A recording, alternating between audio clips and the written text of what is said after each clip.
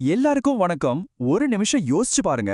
உங்க வாழ்க்கையோட நோக்கம், உங்க திறமை, உங்க சந்தோஷம் இது எல்லாத்துக்குமான ஒரு ப்ளூ பிரிண்ட், ஒரு வரைபடம் உங்களுக்குள்ளே இருக்கு.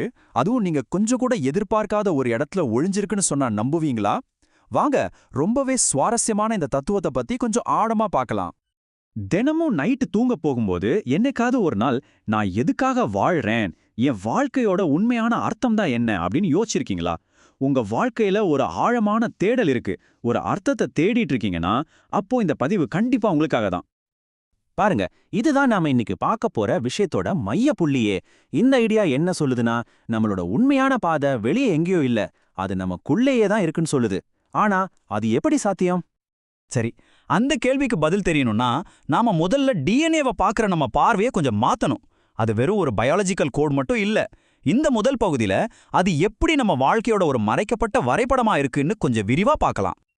அதாவது இந்த தத்துவத்தை பொறுத்த வரைக்கும் டிஎன்ஏங்கிறது நம்ம முடி கருப்பா இருக்குமா, கண்ணு என்ன கலர்ல இருக்கும்னு சொல்ற ஒரு சயின்ஸ் கோட் மட்டும் கிடையாது. அதையும் தாண்டி அது நம்ம ஆன்மாவோட ஒரு முழுமையான மேப்.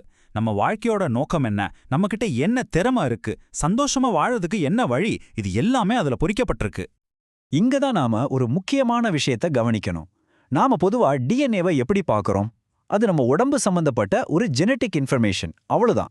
ஆனா இந்த ரகசிய திறவுகோல் பார்வை என்ன சொல்லுதுன்னா, அதையே நம்ம வாழ்க்கையோட முழு நோக்கமா, நம்ம சந்தோஷத்துக்கான சாவியா பாருங்கன்னு சொல்லுது.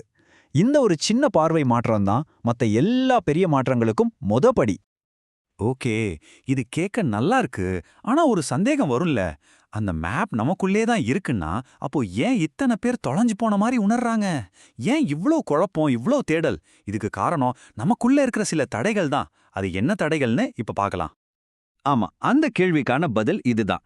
நமக்கும் நம்மளோட அந்த உண்மையான ப்ளூ பிரிண்ட்டுக்கும் நடுவுல ஒரு 3 பெரிய தடைகள் இருக்கு. அதுதான் நம்மள குழப்பி நம்ம வழியிலிருந்து திசை திருப்புது. வாங்க, அடுத்ததா அந்த 3 தடைகள் என்னென்னு தெரிஞ்சுக்கலாம்.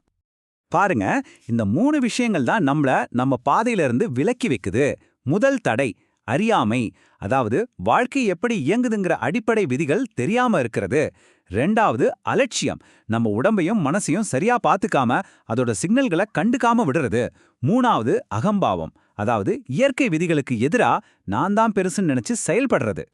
சரி, இந்த தடைகள் எல்லாம் ஏதோ புக்ல படிக்கிற தத்துவம் மாதிரி நினைக்காதீங்க. இது ஒவ்வொன்றுக்கும் நம்ம அன்றாட வாழ்க்கையில ஒரு விளைவு இருக்கு. அறியாம இருந்துச்சுன்னா வாழ்க்கையில ஒரு பிடிப்பே இல்லாம, ஒரு நோக்கமே இல்லாம இருக்கிற மாதிரி ஒரு ஃபீலிங் வரும். அலட்சியம் பண்ணா உடம்பு சரியில்லாம போகும், தேவையில்லாத டென்ஷன், மன அழுத்தம் எல்லாம் வரும். அகம்பாவம் இருந்தா சொந்த பந்தத்துக்கிட்ட சண்டை, பண கஷ்டம்னு பிரச்சனைகள் உருவாகும். ஓகே, இப்போ நமக்கு பிரச்சனை என்னன்னு தெரிஞ்சிடுச்சு.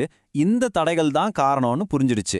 ஆனா இதையெல்லாம் தாண்டி நம்ம டிஎன்ஏல இருக்கிற அந்த மேப்பை திரும்ப எப்படி ஆக்டிவேட் பண்றது?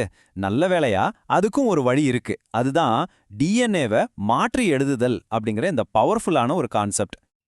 இந்த தத்துவத்தின்படி இதுக்கான தீர்வுல 2 முக்கியமான டெக்னிக்ஸ் இருக்கு. ஒன்னு டிஎன்ஏ தெரப்பி, இன்னொன்னு டிஎன்ஏ சைக்கிக் ஆபரேஷன். ரொம்ப சிம்பிளா சொல்லணும்னா, டிஎன்ஏ தெரப்பிங்கிறது நம்ம பழைய காயங்கள், நெகட்டிவ் பதிவுகள் எல்லாத்தையும் சரி பண்றது. டிஎன்ஏ சைக்கிக் ஆபரேஷன்ங்கிறது நம்ம எதிர்காலம் நல்லா இருக்கணும்னு பாசிட்டிவான கட்டளைகளை நம்ம டிஎன்ஏக்கு கொடுக்கறது. இது ரெண்டுமே நம்ம வாழ்க்கையை மாத்தி அமைக்கிற ரொம்ப பவர்ஃபுல்லான டூல்ஸ். அப்போ இந்த டிஎன்ஏ ரீப்ரோகிராமிங்னா என்ன?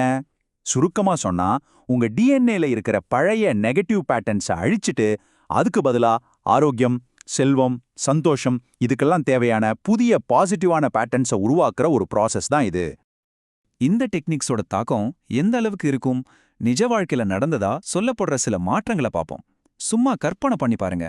வருஷக்கணக்கா ஒரு நோயால கஷ்டப்பட்டு பயங்கர மன அழுத்தத்துல இருந்த ஒருத்தர் ஒவ்வொரு நாளும் புது எனர்ஜியோட சந்தோஷமா வாழ ஆரம்பிக்கிறார். அதே மாதிரி உறவுகள்லயும் பெரிய மாற்றங்கள் வரலாம். எப்ப பார்த்தாலும் சண்டை, சச்சரவு, ஒருத்தர் புரிஞ்சுக்காம இருந்த ஒரு குடும்பம் ரொம்ப அமைதியாவும் அன்பு நிறைந்த ஒரு வீடா மாறுறத இந்த தத்துவம் ஒரு சாத்தியமா காட்டுது. கடைசியா பண விஷயத்திலையும் ஆச்சரியப்படுற மாதிரி மாற்றங்கள் நடந்ததா சொல்லப்படுது. ரொம்ப பெரிய கடன்ல, பண நெருக்கடியில சிக்கி தவிச்ச ஒருத்தர் அதிலிருந்து முழுசா வெளியே வந்து ஒரு வெற்றிகரமான தொழில் முனைவோரா மாறுறது. இதெல்லாம் நமக்குள்ள நடக்கிற இந்த உள்மாற்றத்தோட சக்தியை காட்டுது. இந்த எல்லா மாற்றங்களும் நமக்கு ஒரே ஒரு விஷயத்தை தான் திரும்ப திரும்ப சொல்லுது. நம்ம வாழ்க்கைய மாத்துற சக்தி வெளியிலிருந்து வர ஏதோ ஒரு மேஜிக் இல்ல, அது முழுக்க முழுக்க நமக்குள்ள தான் இருக்கு. இதுதான் நம்மள சந்தோஷமான ஒரு புது பாதைக்கு கூட்டிட்டு போகுது. சோ இந்த முழு பதிவுல இருந்து நம்ம எடுத்துக்க வேண்டிய முக்கியமான மெசேஜ் இதுதான். நம்ம ஹெல்த், நம்ம ரிலேஷன்ஷிப்ஸ், நம்மளோட பணம், நம்ம வாழ்க்கையோட நோக்கம், இப்படி நம்மளோட பெரிய பெரிய சவால்கள் எல்லாத்தையும் சமாளிக்கிறதுக்கான சாவி நம்ம உடம்புல இருக்கிற ஒவ்வொரு செல்லுக்குள்ளேயும் இருக்கிற அந்த கோட்ல தான் ஒளிஞ்சிருக்கு.